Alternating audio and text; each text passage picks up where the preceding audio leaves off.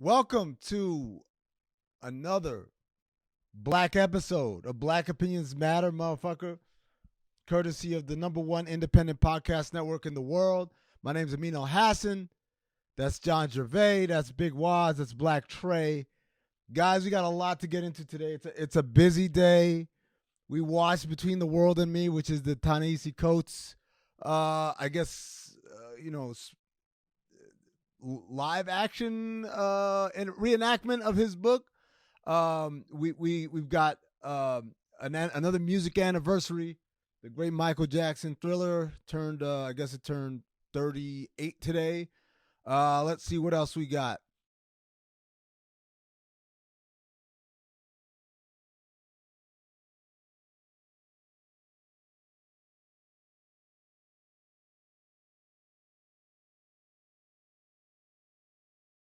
Chappelle came out with, I don't know if we're going to special or a little bit of commentary. We'll talk about that. We'll also, as I said, we got a lot of stuff. We got to talk about Kevin Hart, not necessarily his stand-up so much as the reaction on one app called Clubhouse. But first, we got to get these Nate Robinson jokes off. That's right. Y'all thought we were going to talk about serious things here and like society and culture and Hollywood. No. We got to get these jokes off. My man, Nate Robinson, I remember Saturday afternoon tweeting out there because Nate had tweeted a picture of himself and said he's ready, about to do it for the culture. And I quote tweeted it and I said, Nate Robinson, you're under arrest by the D.C. Department of Pre-Crimes Division. I went back and I rewatched a little clip from Minority Report because I was predicting that Nate was going to kill this dude, never knowing that Nate's whole strategy was to fight like a 9-year-old. Just straight windmills and run straight for him and leave with your chin.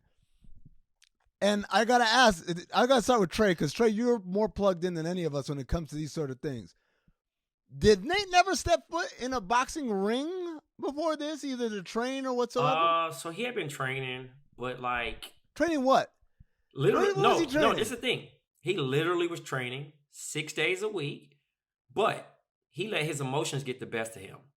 He let the trash talk get the best of him, and he felt this is a white boy, I can whoop him, and went street fight strategy, all aggression, all haymakers, all whatever wildly exposure that you're not supposed to do in a boxing match, and was wide open. And Jake Paul, all he had to do was just get his stance right. He already has the height advantage, and just pop, pop, pop, pop. And we got to see it multiple occasions where you never expose your face. And there was things where Nate kind of was trying to hug his way out, but once you step in that ring, it's kind of impossible to hug the entire fight. Eventually, you're going to either try to avoid from being in the corner. You're going to have to know what, when you throw a punch, that you're going to open up some things. But after that punch, you're supposed to return to block. And he never did it. And every time he had a counter for it. It was one, I think it was the one that put him to the ground, was the uppercut, the left, then the right, and it was over. Like, the fact that he could even get an uppercut off of the protection, I knew he didn't know.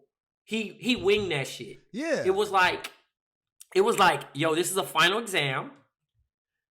I know 40% of this shit, and I'm going to get a C on it.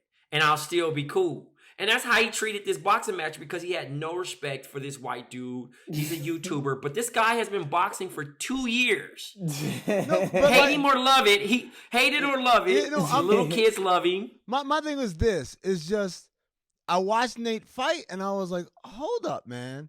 Because I'm not a boxer, but I know like there's some bare basics like back foot, front foot, hands up, like jab, jab, and then he didn't do none of them things. So it's not even about like whether. Again, I mean, it abandoned it. Listen, as soon as it said ding ding, he went and was like, look, I'm about to get on his ass. And he thought that his aggression would intimidate him. Like, oh shit, black guy coming. And he was like, nope. bop, bop, bop, and the whole world. Snoop Dogg saved the night. First of all, Snoop Dogg was amazing. Shout out to Uncle Snoop. Shout out to Uncle Snoop, and fuck you to the announcer who's like, "Oh, there's no laughing matter here." Shut the fuck up, man. We about to get these jokes off. Shout out to Snoop for getting the jokes off, despite the hating ass announcer. Well, it's not that funny that Nate Robinson. Shut the fuck up, man. I'm like, just shut up. Sit over there. Be quiet. Oh, I was kind of nervous for Nate though. That last drop, how he fell, and nigga was just laying there because he hit him. He hit him so. Listen, I said, listen, that nigga seeing cartoon birds. I didn't know what was going on because I said, yo, this shit looked like a real life exhibition of Apollo Creed. Yeah. And for all that, you know what I mean? Like, kudos to Nate. You know, obviously he had hopped in the group chat and started joking and all that stuff, according to James White. But then I was talking to a couple people from Seattle, right? Mm-hmm. And we had one portion of Seattle like, he ain't from Seattle after that loss. What? Yes, they were disowning him. And then there were people that were close to him that were like, I'm just proud of you getting in the ring. And we do have to say that, right? I think that's something that people who don't respect boxing, who don't watch boxing enough, understand that anytime you get in the ring, you put yourself in danger of getting hurt, right? So there's a level of, you know what I mean, courage that it takes to even step into a boxing ring. But Waz, please make that disclaimer, Waz and Amin, about boxing ain't sweet. No, it's not. No. That was a real. Hey, we seen Amin go on American. I'm about to say it's the same. I'm about to say it's the same thing as American Ninja Warrior. You need some courage. You see me go on James Corden. This ain't it. You go in there. This ain't the all right cut. No. Yeah. It's whoever was talking shit on the couch. I don't care how many street fights you won. It is not boxing. Yeah. I'm gonna tell y'all what my buddy Andrew Schultz said, because I was the one. Like I said, I was saying, oh, Nate gonna kill him. And Schultz, he's a big time like boxing aficionado. He was like, I don't know, man, I don't know. So he said, this is before the fight. He said, I'm just telling you, athleticism and coordination are great, but you can't learn boxing in 8 weeks. Boxing is different, man. Nate's an athlete, no question, but boxing is different. And so after the fight, he said, this shit ain't a game. Y'all play a game. This ain't a game. This is a fight. Yeah, what did he say? Hold on. Yeah. Athletes play a game. This is not a game. It's not. That is beautifully put. But I do want to rewind just for the listeners who don't really have a clue who Logan Paul is. Obviously he's a YouTuber. Isn't his brother the main YouTuber though? Yes. Jake Paul's the one Jake that fought. Jake Paul's the main one. Yeah, but Logan also is. Okay, so Jake Paul is the one who popped, and then Logan Paul, because his brother popped, is sort of popped just by osmosis, right? And these guys do millions of views on all their YouTubes. Like, the products they endorse, like, will sell the fuck out after they endorse them. These guys are money-making machines. They're modern-day celebrities. I feel like we went from celebrities had to be sort of athletes to actors to even reality TV people like Kim Kardashian, and now just YouTube. YouTube would turn your ass into a full-fledged celebrity, a full-fledged money-making machine in operation. And Jake Paul is part of that world. He's one of the biggest people in that world. And so I think that was part of the underestimation on both Nate Robinson's part and just the general public. Is just like, who is this random nobody, blonde hair, white kid to think that he's going to beat a world-class athlete like Nate Robinson in the ring? And Nate just got mollywopped because, again, this guy has been boxing for 2 years, sparring, fighting people, and was ready. He was ready. Did we get the tail of the tape? Like, what was the sort of size disparities there? Were there? Because I don't know. Jake Paul. There clearly was a disparity. Oh my God. 6'1", 6'2", and Nate's like 5'8". Yeah, but they're both 6'1". But they're both about 190 pounds, which I thought was going to help Nate. I'm like, like being, compact, kind of like a Mike Tyson thing, being low center of gravity type of situation. He didn't use his speed. Yeah. He didn't use listen, whoever trained him, all that shit went out the window. I'm gonna say that. But also, this goes out to the crowd who uploads their sparring videos. You know, the people that hop in that class, the Groupon class, and punch the heavy bag and do all that stuff. Hey man, listen, it ain't sweet out here. Yeah, I know I ain't about to hop in the ring with nobody. And I like to think my street fighting hands is lit, but all right. You know, you get me in the ring, you gonna put me to bed, Jay Holiday style. I'm gonna put you to bed. Nate Robinson is he's a new adjective for sleep. I'm Nate Robinson. So go ahead, first Jerv. thing, I know. I mean, we all grew up in different neighborhoods, but we've all seen the same. We've all seen the same thing, right? We've all seen cats, no matter big or small, get knocked the fuck out with one punch, right? So you gotta tip your cat Nate that he took. I mean, he got knocked clean out, but he took a couple punches. But would this shock y'all that I had no idea who dude was before? I mean, not until like really after the fight. No, I had no idea who the fuck Nate Robinson was fighting. A lot of people don't know who that dude is, and to be honest with you, I just know of. I've never watched any of their content. I know, Waz, which one was the one that went to like the woods, the forest? I think that's his brother, the one where everybody kills themselves. I think that was his brother. Yeah, and his brother became infamous. That's when they became part of my universe. I was like, wow, like niggas be on YouTube wilding for respect on YouTube. Wow, right. Hey, I didn't know they existed until my students brought them up. I had an 8-year-old and a 9-year-old talk about him, and I was just like, "What?" And they're like, "Yeah, Mr. Edwards, crazy. Do you know about Jake and Logan Paul?" I said, "No." And then the Black Lives Matter, the whole Scottsdale Fashion Square thing. Yeah, someone told me that. Someone told me that yesterday. Yeah, he was telling people to loot. Yeah, he didn't actually loot. He was walking on the premises of the mall when it was closed and filming himself as if he was saying, stop the looting or whatever. Right. But he got fined for it, for like, inciting. Looting. Yeah, inciting it. So yeah. All right, so let's get to the serious stuff. What was your favorite Nate Robinson meme of the night? Oh, it's definitely the elders, Martin, Malcolm, and all these black church ladies looking down upon Nate with just. Oh, they just look so aggrieved. They look so disappointed in young Nate for letting the race down. That was easily my favorite because honestly, we've all let an elder down at some point in our lives. Like we've all seen that look. We've all been the receiver of that. Wow, you let me down. You know what I'm saying? And so that was my favorite because it rings so true to our shared experience as black people. Jerv. It's for me. It's a tie between what's the mattress, whatever the mattress one was, the ceiling mattress or whatever. Yeah, the mattress John, and then the one where they show Tyson and Roy Jones like in the ring and they're about to do the announcement, but Nate's like in the background still asleep, like in the corner. Yeah, for me, it's one of them too. Trey, what was your favorite one? I'm gonna have to go with my own. I posted Martin leaning on the ropes.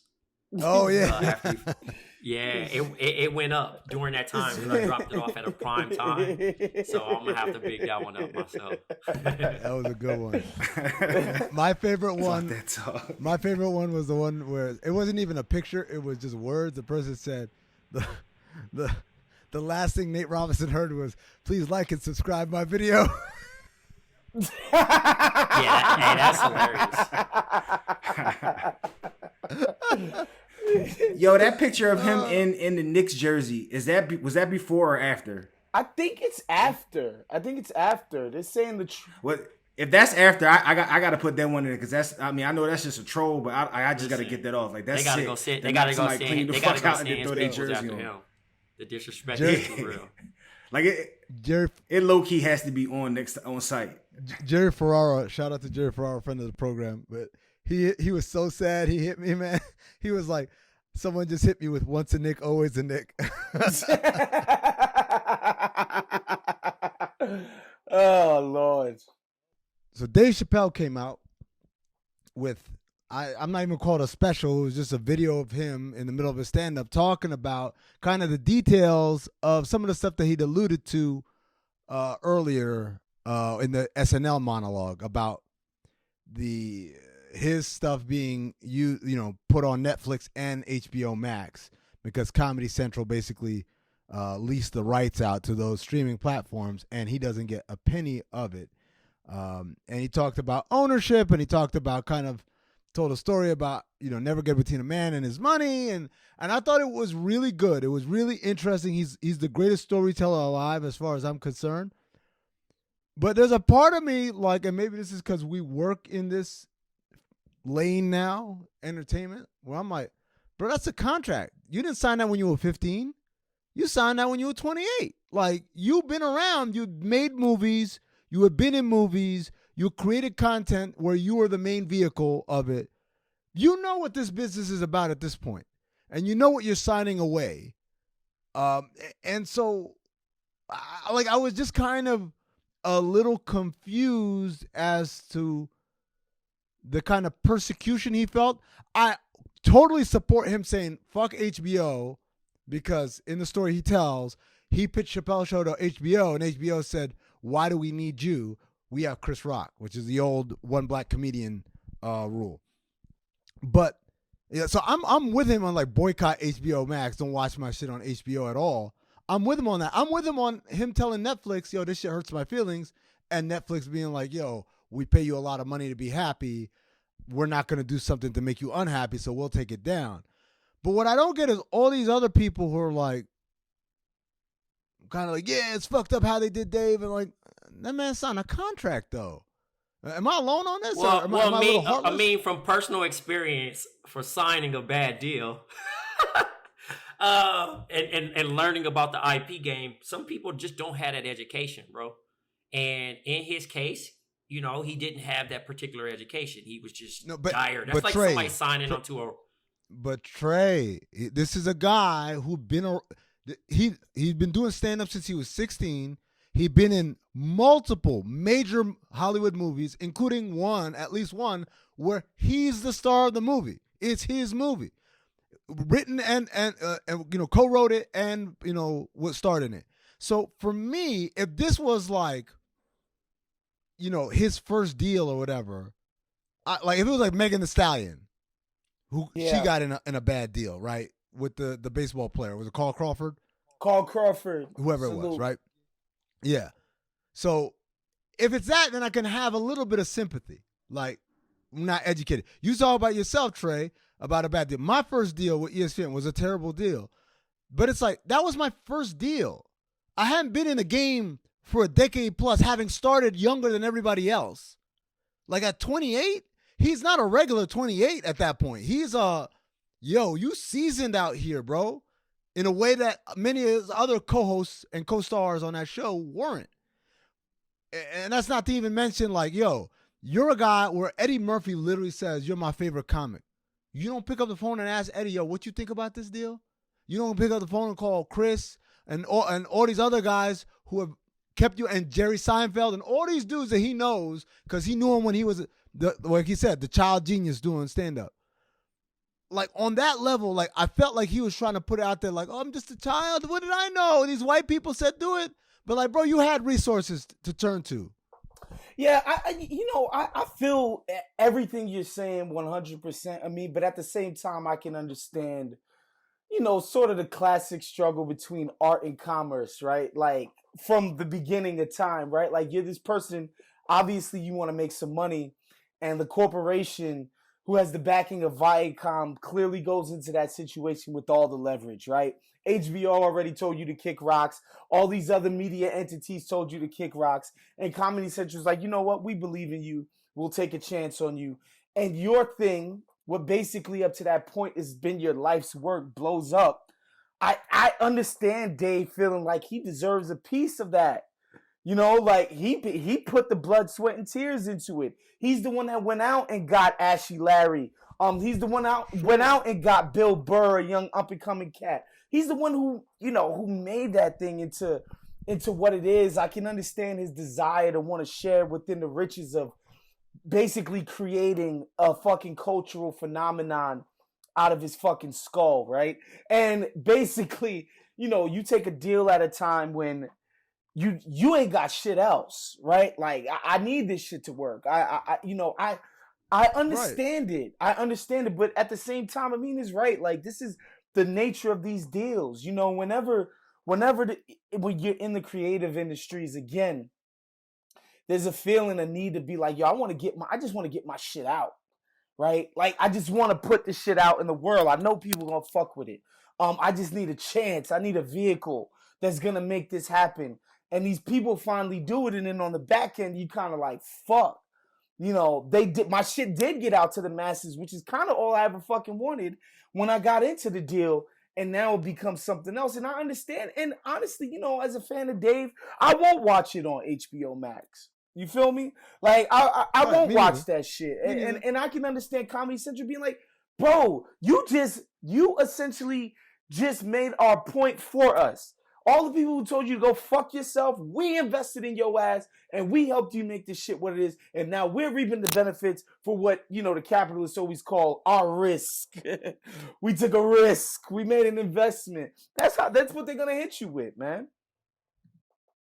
Yeah, how I view it also too, I mean, with both of you guys giving your input on it, I think he's just the climate of being, you know what I mean, like, I guess making people feel bad too. And in this scenario, because I mean, you know, we kind of still got the traction, you know what I mean, of being black and just, you know, hey, you did this wrong to us, you know what I mean, in the scenario. So in his particular situation, it's like, okay, yeah, he signed a bad deal, but also I think it's more of a fuck you because y'all said I went crazy and I was on crack.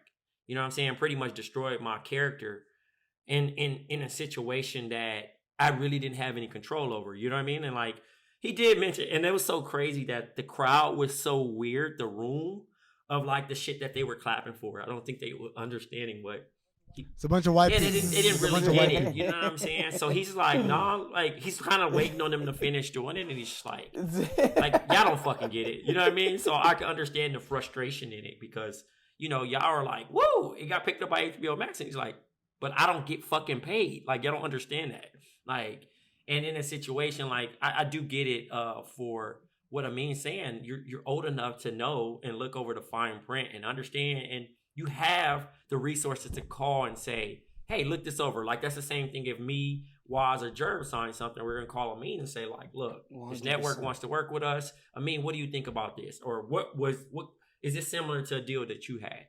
Yes, you use your resources. So I don't particularly know that what was going on at 28 when he said he was expecting a child and the desperation of, like, yes, I know I can get fucked over in this situation and I'm going to sign it, regardless if it's bad or not because it's immediate money.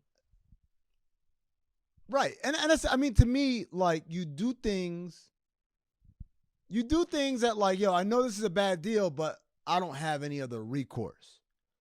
I'm with that. What I won't say I didn't like, because I really enjoy watching and I love listening to him talk, and I feel like I learn every time he speaks, but this kind of, like, there was an element of it of, like, feel sorry for me. Because I was a child who was taken advantage of. Like, bro, you were not a child. He was man. 27. You were desperate. You were desperate, sure, but don't make it seem like I didn't know any better. Like when he made it into from I had a kid and like I needed to put food on the table to I didn't know any better. I trusted the people in that room who were all smiling and said, "Take it." I'm like, nah, bro. Like that's not how that. Like you don't get to play that card. Because again, like this was not your first time at the rodeo, man. Like he'd been at the rodeo multiple times. Obviously never with a deal this big, but nonetheless. And the other thing was, you know, I know like why he quit. He's explained it several times, including on that David Letterman thing that we reviewed a couple of weeks ago. But on some level, like you reach a point where you can fight for that stuff. And I say this in the sense that Dave might say, I don't need that money. To hell with y'all. I'm gone. But Ashley Larry can't say that. And Charlie Murphy couldn't say that. And all the other big characters and writers and all them people are dependent on him to stand up and say what's right, because he's the one that the network's going to listen to. The network don't give a fuck about them other little people. They listen to him, though, because he's a big name and he's a big deal. Obviously, he's the star of the show. And so to me, that's something that always never sat well with me. Like, I get your integrity and artistic freedom and creative control and all that stuff, but also on some level, you owe it to the people who work for you. And that's not even counting the sound people and the light people and like everybody who's drawing a paycheck off of this, saying, oh man, I'm part of the hottest show in television right now. But honey, we're going to buy a house off of this, to, oh, we just got canceled because Dave didn't feel good about one of the skits he was doing. So scrap the skit and do another one, man. Like, and that's the part where I think what you were talking about was the confluence between artist and commerce, right? The artist says, I will never compromise anything from my art. But then you can't turn around and like question the commerce part. Right. Like you made your artist decisions, and now here are the commercial repercussions. Yeah. And I don't think it's funny. And even now, I don't know if Dave ever got that. And one thing that I will say that resonates too is when he said the word in perpetuity, that could be written into the language of a contract. Whether you sign it or not, that is fucking immoral.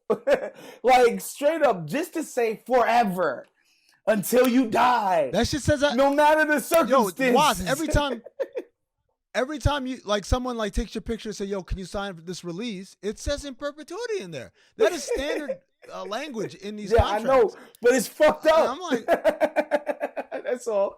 I get it. I understand, man. I understand. It's no different than, the NCAA finally got, taken to court because it's like, we own your image and likeness forever. It's like, what? Forever.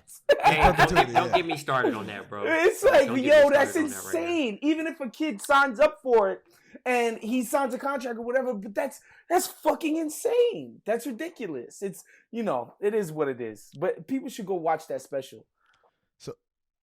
Yeah, absolutely. I mean, like he makes a lot of good points. He's just I don't know if I have a lot of sympathy, but I understand what and some people would call it, and I'm not gonna lie, some people would say that's rich nigga problems. Because it is. Yes, it is. It is. And Waz, from one rich nigga problem to another rich nigga problem, Philadelphia's own Kevin Hart, shout out to the city of Philadelphia, thank you for saving democracy.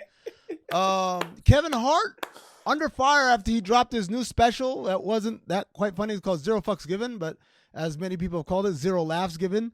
And the online phenomenon known as Clubhouse had an opinion on it.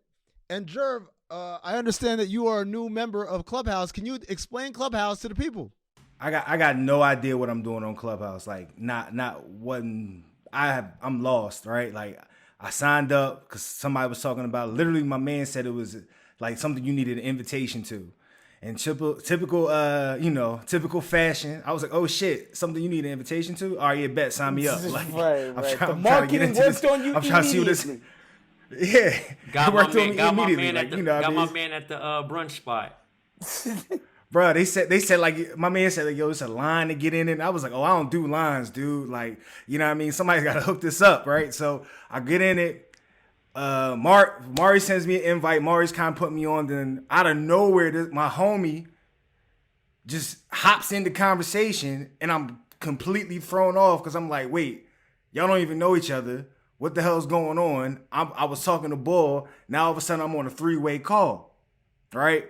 So then he's explaining it to me. He's telling me everything, and then I'm like, all right, cool. I leave. And then out of nowhere, ping, ping, ping, ping. This conversation starting. Hey, join this, and I'm just like, nah, I'm good, dog. Like I'm kind of cool on this thing. Like I'm probably about a day or two away from deleting it off my phone. It reminds me of the internet in real life Dave Chappelle skit, where he's just walking through the hall and he's just like, oh, you want that or you want that? And he's like, sure, fuck it. You know what I mean? And by the way, Naima and Curran did a great job of explaining Clubhouse a few weeks back. They tackled it because I think what our listeners need to know is that the majority of the people on Clubhouse are the black worker bees in the creative industries, right? Like, it's not going to be, generally, it's not going to be Kevin Hart.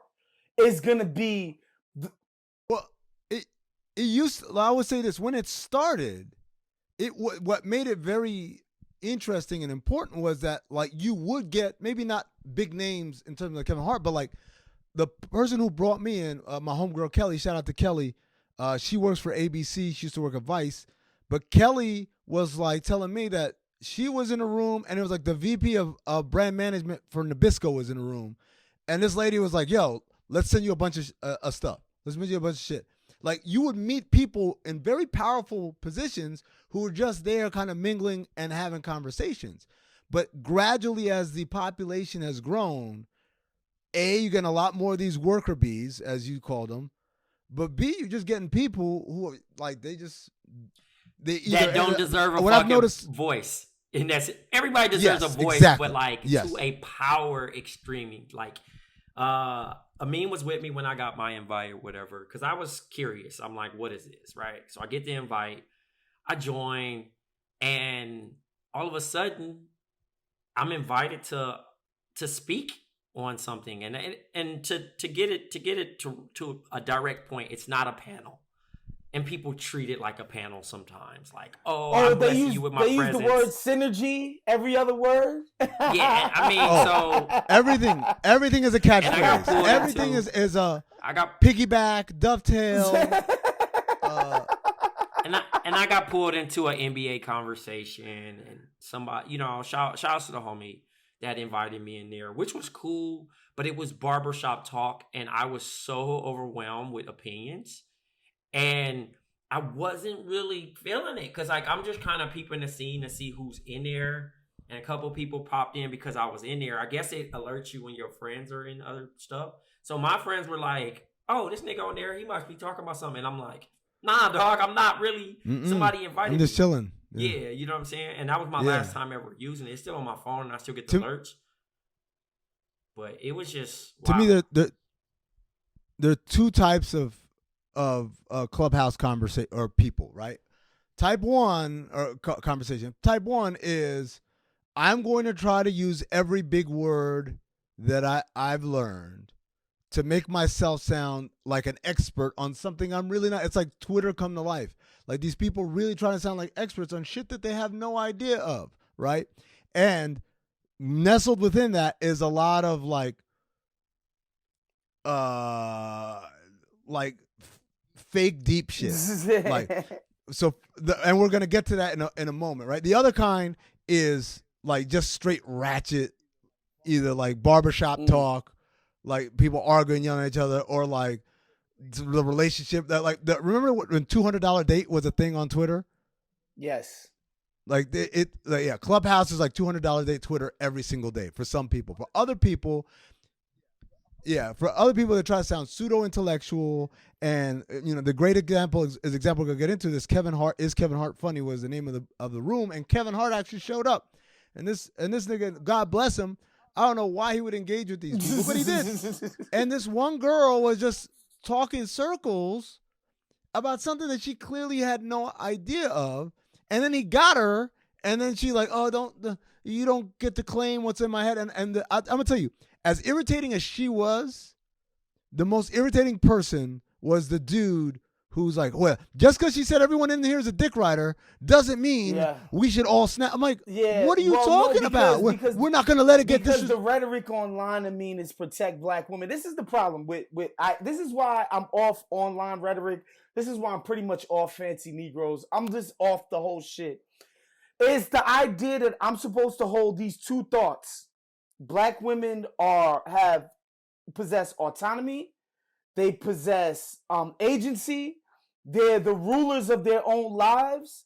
They control their own destiny. They're these powerful people. Yet at the same time, they are these delicate flowers who you must protect. Like it's a piece of tissue that's about to break. Every single one. Like, I'm sorry, that's condescension. That's bullshit, bro. It's just pandering rhetoric bullshit.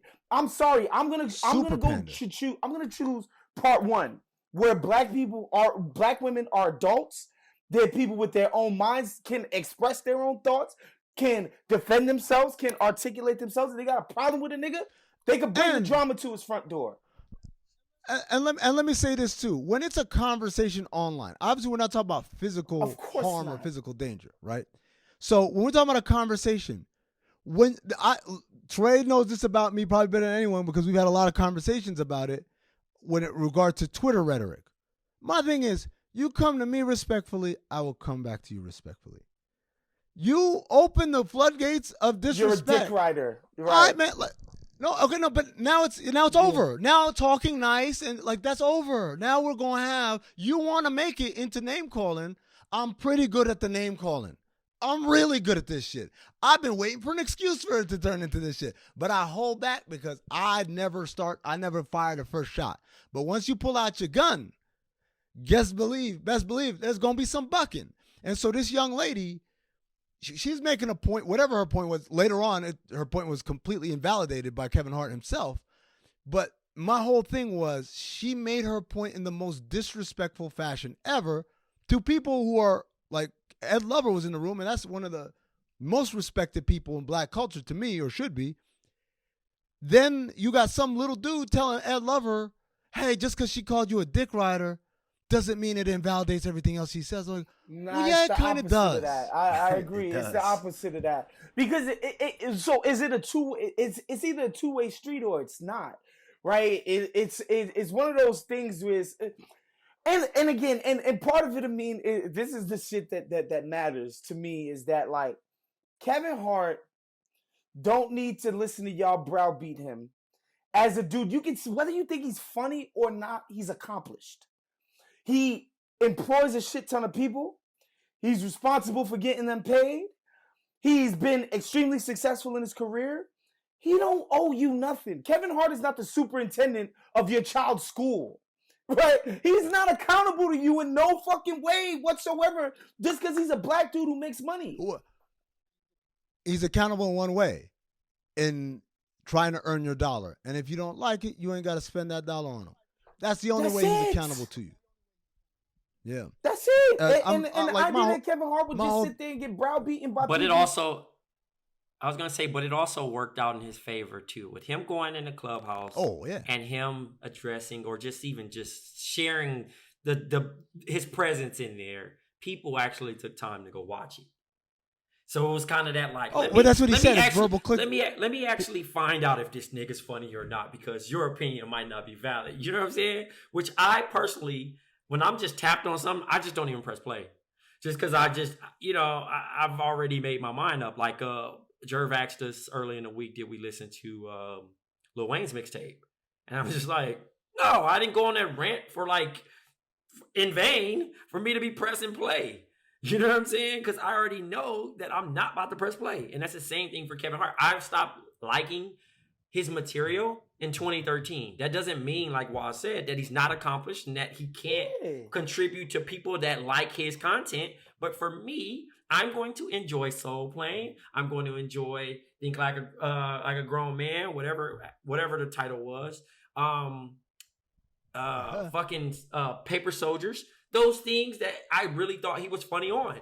Classic. But I'm going to tap out on his new material. Does that, you know what I mean? He's not for me. I think that he has now reached a pinnacle in his career that he does not need the majority black laughs to be successful. You know what I'm saying? He's Hollywood now at this point. Bro, he doing movies with The Rock. He doing movies, bro. Dr. Doolittle. Bro, he doing everything he possibly could do in this particular situation to be great. So the reason why I'm never gonna be on Clubhouse is because and I'm gonna date myself and sound like an old man, but I'm just good off of millennial navel gazing in my feelings shit. Like niggas, like so much of the discussion is about how these motherfuckers feel. It's never like, yo, let me say some shit that provokes your thoughts. Like, yo, I want you to think about an idea. This makes me feel like this. Nobody gives a fuck about your feelings, fam. I'm sorry, bro. That's why I'm just off of and again, 9 out of 10, 999 out of 1,000 cats on there will never put a check in your pocket. 1. 2, will never put you in position, like put you on a game, put you like be like, yo, this is what you need to be doing to get some money. Like they never like this shit is a waste of time. But why is it's not to me? It's not even about that so much as it is this thing where you basically talk to hear yourself talk, and the room like they'll be like they call it the stage when you have speaking privileges in the room. And so you'll have like 40 people and they're all just talking and they're all just trying to make themselves sound like the most intelligent people in the world when the reality is like you're not saying anything. You're just talking around and you're saying the same buzzwords, the same like little catchphrases and jingles, whether it's words like you said, buzzwords like dovetail and synergy and all that, or whether it's things like what we need to respect and protect the da-da-da. Like, I'm like, the lady who was leading the conversation, who like paused it for a second to reset, she was like, you're like, oh, it's okay for you to feel whatever you feel. I'm like, well no, like it's okay for you to feel whatever you feel. And it's okay it is okay for you to feel whatever you feel, but it's also okay for me to disagree and to point out where you're wrong. Because there's a difference between opinion and fact, right? And when you're just spouting things as fact that are not facts, yes, you are liable to get called out on it. And I could not believe my ears when these people are like, well, just because she said that doesn't mean. I'm like, yes, it does mean that. And how else am I supposed to? And here's the lesson learned, Amin. Somebody as successful and accomplished as Kevin Hart has no business in dialogue with the plebes. Not as they presently exist, because it's just obvious. You don't have to kiss Kevin Hart's ass in order to talk to him. Like, you can give a proper critique and be like, well, I felt like this was that and this was that. With being just a normal person. Like, just the way that people feel a need to emote and be as muscular in how they talk, right? Like, online discourse is about being as audacious as you possibly can to cut through the noise because you want to get noticed for what you say. So, and how you do that on the internet is you talk to people a certain way and you catch yourself calling Ed Lover Kevin Hart's dick rider. For it's insane, bro. It's insane to me that this is how people think that you need to communicate to people in order to be heard. It's just this conversation needed sage, my nigga, and Palo Santo. It's wild. It's wild. And what I would say to Kevin Hart, man, obviously when you get to be that successful, you can tend to be in some kind of bubble, right? Where the people around you, outside noise doesn't get in because you have so many filters around you, right? And I understand that. I understand that impulse to want to get down with the nitty gritty of the people. What I would tell you is the people on Clubhouse are not representative of the general population in any meaningful way, shape, or form. It's a bunch of fucking industry people, wannabes, never wases, and never will be's, okay? Two things real quick. One, don't ever call me a dick rider. I don't care what context, I don't care what it is. Just don't call me a dick rider. I'm cool.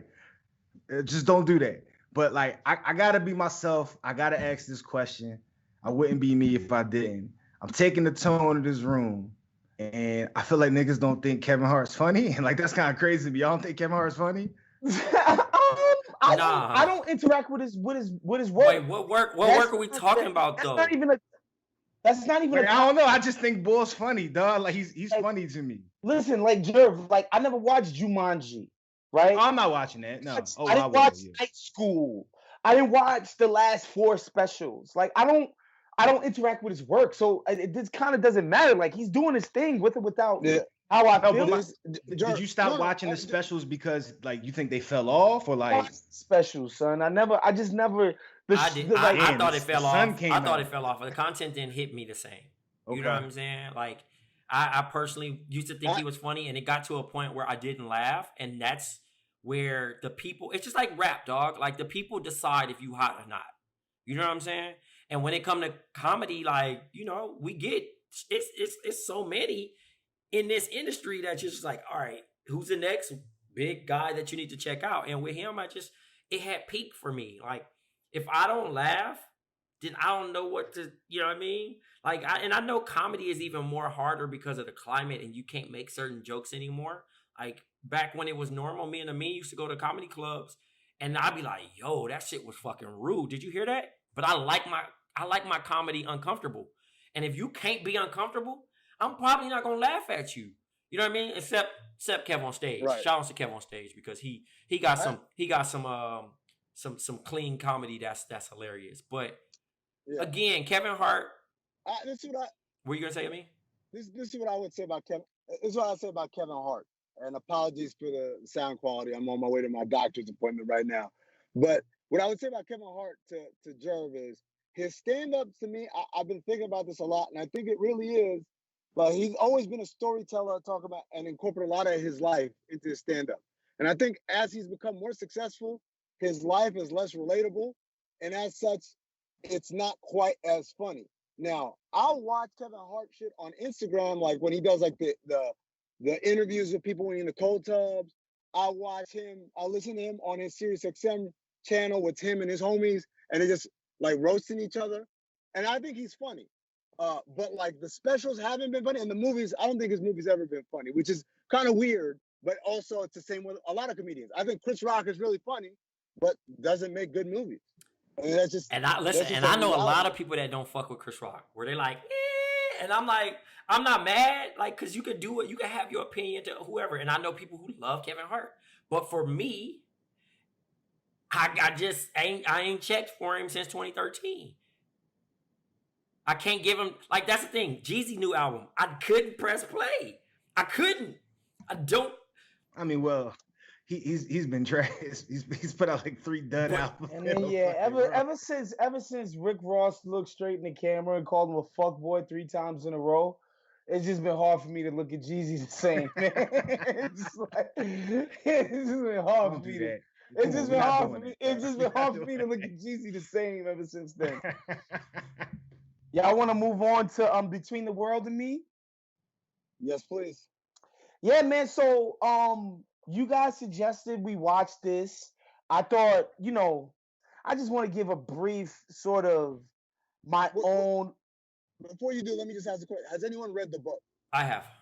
No, I read the excerpt. The first excerpt that came out, I read it, and I'm not gonna lie, I'm a Coach fan, but this is like, he got this book deal. The way I was reading it, he got the book deal sort of at the peak of his hotness as a sort of public intellectual, yada, yada, yada. And I read the excerpt and I was like, yo, he's too powerful. He has no editors, right? And I'm just like, this dude is so great and so in the pocket and could be so clear in his writing. Like, he's easily one of the best writers I've ever seen, right? Like, his ability to communicate is incredible. And I read the excerpt, I was like, yo, this shit is ridiculous. Like, they just let this nigga write and write and write and write. And so I was like, I don't think I want to read the book. And then, I sort of woke white crowd sort of championing the book. And I became like, man, I don't know if I want to do this. And so I never read the book. I never read the book because of, it became so, the reputation of the book became so outsized. And my own admiration for his work just wouldn't allow me to, like, the chatter had just clouded my brain, and I knew I wasn't going to be able to enjoy it just cleanly. You know what I mean? That's like listening to Tame Impala, and then niggas just now getting put onto it, and you like, man, that shit, man, y'all niggas wasn't really down for the first album. You feel me? Nah, because I'm actually the new nigga here with that. Like, I got introduced to that book, so I'm like maybe part of the not woke white crowd, but just more so like, somebody told me this book was dope, and I fucked with it. But I'm sure if I fucked with some other shit that he had out, you know what I'm saying, I would be more drawn in and more able to critique it how you see it in that perspective. Right. You know what I'm saying? And just to say, like, I'm still a huge fan of Coach no matter what. And I say all of that to say, like, I came into it like, oh God, I'm gonna fucking roll my eyes at this shit. And I'm watching it and I had the exact opposite reaction, obviously. Like, I was just deeply moved by the words, and these actors like performing the words was crazy. Like, that shit was. Bro, Mahershala Ali, bro. He hit the tier. He hit the tier. He saw that. Bruh.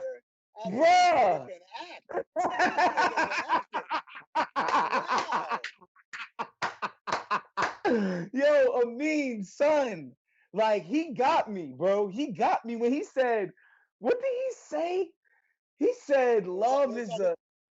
When he was talking about the three shorties, first of all, I thought Coach was ill for talking about his three shorties from Pirates. Like, Hey, get it off, bro. Coach was getting that shit the fuck off, right? Yo, the book is written from the perspective of, I guess, because I didn't know anything about it, right? right. Like, I knew it was this thing, but I never read it, so I didn't know how it read. And so the movies or the whatever starts, the documentary starts, and I'm like, wait, all these people got 15-year-old kids? How's this going? And I realized, oh, this is like one long ass letter to his son.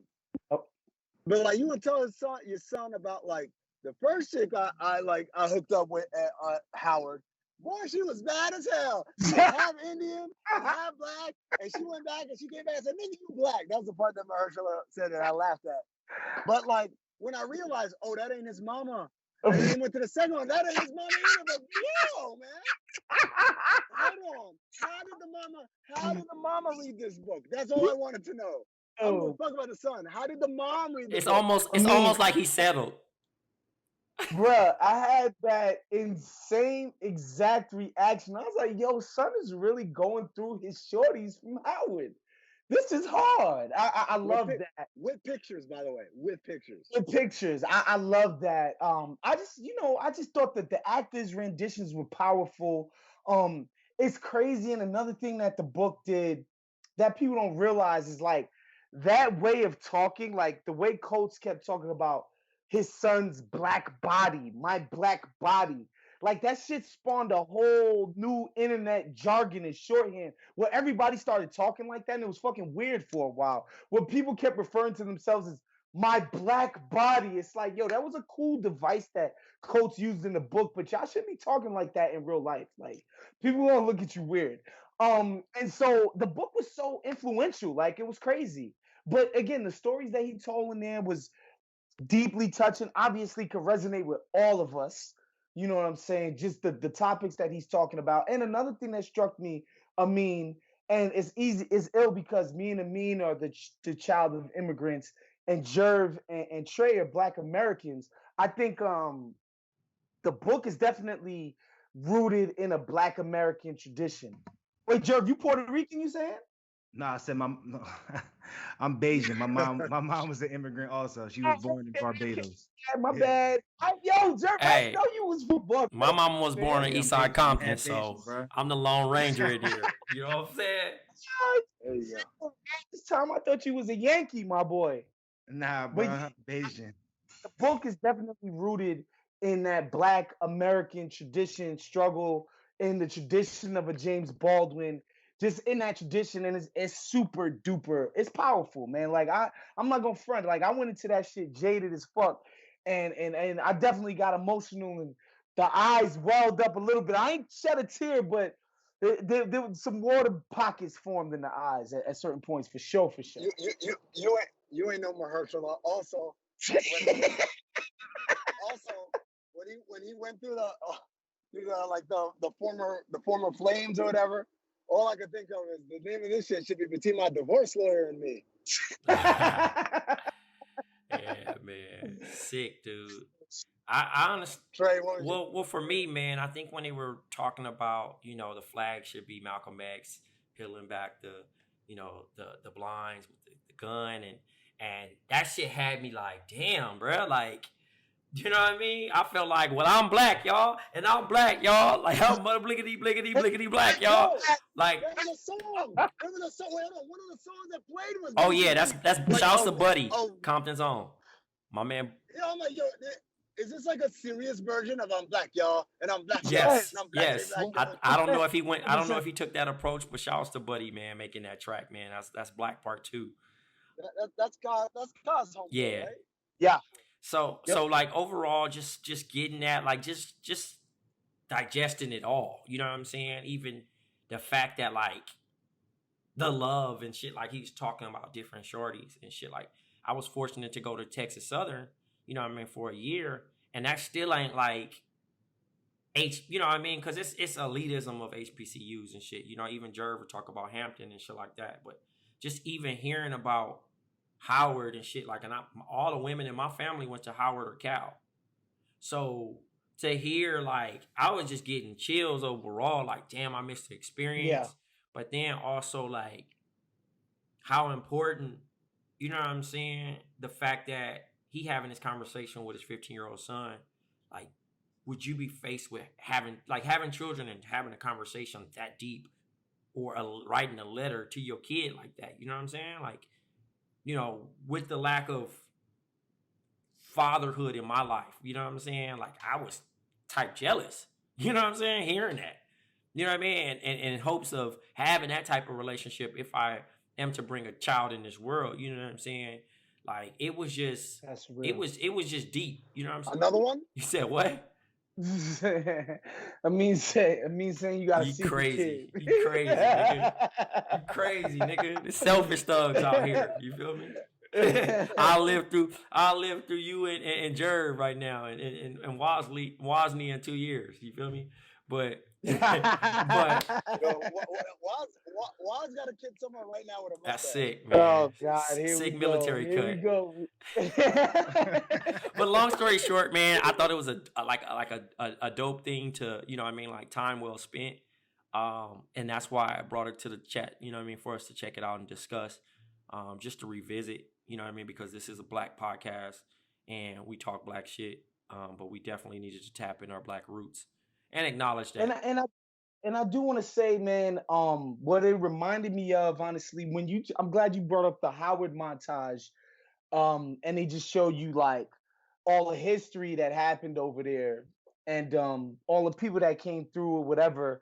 What it reminded me of was the first time I went to, the only time I went to the Black Smithsonian in Washington D.C., and you just get reminded of all the shit that Black people have done, have achieved, have accomplished throughout the centuries in the face of just ridiculous opposition and oppression. It made me feel very proud, you know, to be part of that shared experience, you know what I mean, to be part of that tradition. I can't even front. Like, I was like, man, Black people on some shit, man. I'm telling you, man, it's very special. So definitely, whether you're Black or not, I think you should check it out, yo. Yo, it's like what they say. It's like Black people are the most peaceful people in the world, because if the shit that happened to Black people happened to white people, it wouldn't be a single soul alive. Oh man, it would flip the fuck. It'd be Columbine times 300, man. Yeah. It'd be crazy.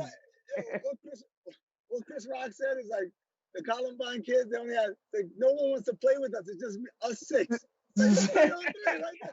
I don't want to play with y'all. Yo, fun fact, bro. I once met the dude, or I met him several times, because the girl that I was dating was friends with the girl who was dating the guy who sold the guns to the niggas that did Columbine. He did, like, no way. What? Yeah. How you gonna drop that? Listen, how you gonna drop that at the end of the pod? Hey, we've had the dude who sold the years. That's crazy. Yeah, I met the dude who sold the guns to the kids that did Columbine. He definitely did like 3-5 years in prison or something like that. And yeah, he was a nice dude. Tall white dude. It was crazy. I forget his name, but it was wild. It was like, yo, Shorty went. I guess they did the online thing, and you know how Shorties do. They gotta Google a homie before they link up with him. And I think she Googled him after a few dates, but was feeling him and was just like, like, I'm feeling him, but he sold the gats to the niggas who did Columbine. Wait, so she found out after the fact. I think so. Yeah. They dated for a little while too. Like probably a year or so. I didn't know if y'all were like, y'all got into a conversation like, yeah. So what was that about? Nah, my shorty at the time told me. She was like, yo, you know that dude that you met the other day? Yeah, he sold the gats to the homie that did Columbine. I said, wow. And then I Googled it and it came up, his name, all of it. It was crazy. But yeah, shouts to that homie. He's, he did. Don't shout to him, but he got the pay. He did his time just for society, and now he's out living his life, man. Everybody deserves that after they do their That's time. a sick shout. Yo, Jerv, as the HBCU representative, how did you feel about Between the World and Me? Were there any thoughts of nostalgia from your college days from watching that and listening to him to talk about his time in an HBCU? I mean, anytime I love the movement we're in right now, where it's like HBCUs are really getting like love and they're really getting talked about. So after I got off financial aid checks. I mean, they in line. You know what I'm saying? People in line for them things. Yeah, but, you a fool, bro. But you know what I'm saying? Like seeing everybody getting the love, once I got past the fact that it was Howard and I got past my little moment with that, like, you know what I'm saying? I was really appreciative. It's always dope seeing, because I think people really do forget, or they think that, they look at HBCUs in this light, but they don't realize there's a lot of history with HBCUs, and a lot of influential people have come through HBCUs and really have made impacts. And it's not just, the future VP. I mean, shout out to her, but you know what I'm saying? It's not just her. Like there's a million HBCUs, like, you know what I'm saying? Like, so no matter what avenue of life that you want to go in, even if it's sports, there's still like a million, you know what I'm saying? So anytime I see HBCUs get love, despite who it may, despite which HBCU it may be, you know what I mean? It's always dope. So it was really cool seeing that. It definitely, made me think of some of the things down in Hampton and just the historical factors with Hampton and things of that nature. So it was pretty dope. Yeah, my thing with HBCU is always like I didn't grow up idolizing them. I watched A Different World on Cosby Show, and because that ain't a real school, spelling a Hillman or whatever. So fun fact though, I'm sorry, I don't mean to cut you off. Fun fact, Hillman may not be a real school, but the school that it was based off of, one of the two schools that was based off of, was the Hampton University. Fun fact. God, I knew this was coming. Fun fact. I mean, I just want to put it out there, bro. Like, change your life as a kid. Jerv, I'm not even sure if that's fun or a fact. It might be neither, bro. But like my thing is just like, I was like, oh yeah, that shit look cool, and then like I ended up going to a regular school. And then, like, I had friends who went to Morris Brown and Clark Atlanta and Morehouse and Spelman or whatever. And so we would go over to the AUC, to their campus. And, like, I saw how they were living. And I was like, damn, man, that's messed up. Like, how, like, the bad facilities, the bad resources, like people complaining about the bursar's office, all this stuff. Like, man, that's messed up. These schools can't get no funding. Like I just felt really bad for him. And then that was the day I found out what my friends who went there, what they were paying in tuition. And I said, fuck out of here. Literally, this is in the 90s, upwards of 30 grand a year, 40 grand a year to go to a school where there wasn't even enough chairs and desks in the classroom. Niggas had to sit on the windowsills like we were in public school. I'm like, what? I'm paying a fraction of that out of state at a state school that's like well renowned, in its field. Y'all are paying all this money for what? Just to say that you went to an HBCU? And like the more I talk to people who went to all these, like my cousin went to Hampton, all that shit seems to be universal, man. And so while I love the romanticization of the HBCU system and the culture, and I respect the grads and all they've done, like, would I send my child to HBCU? Spoken like a true coconut. I mean, you spoken like a true coconut. It is what it is. Let me say this. Let me say this real quick. It was a slight culture shock when I went to visit my friends at other schools, like predominantly white universities, and I would go to their campuses, and some of the shit that we would like have to, whatever, like even like the CAF, like when I went, you can go at one time and then you could possibly get seconds or whatever, and then like to go to other cat schools and like see it's like a fucking boat. Yeah, like it was wild. Buffet. But y'all didn't have the buffet? Yeah, like No, well, there was some aspects of lunch and dinner that were on the buffet, right? Like you can go and get as much pizza as you want, as much salad as you want, as much like all like that type shit, like if you want to make a sandwich or whatever. But if you wanted like the main course or whatever, like the shit that was the thing for the menu that day, nah, you got a ticket, you swiped your ID, you got a ticket, and they gave you your food. So it blew my mind to see that like all these other universities had like buffets and shit. But wow. I say it was a dope ass experience, and it's not like that anymore. Like, you know, funding is crazy. Well, I mean, I can't speak for all these people because a lot of them are hurting. Mine's isn't. Shout them out, whatever. But you know what I'm saying? Like, if you don't want to go have them problems, if you want to go to an HBCU, you can always come to the good old Hampton University and have a grand old experience. We gotta get Jerv on the alumni board or some shit like that. All right, for Big Jerv, for Big Waz, for Black Trey, and our producer Rob Lopez, I'm Amin. Stay black, motherfucker.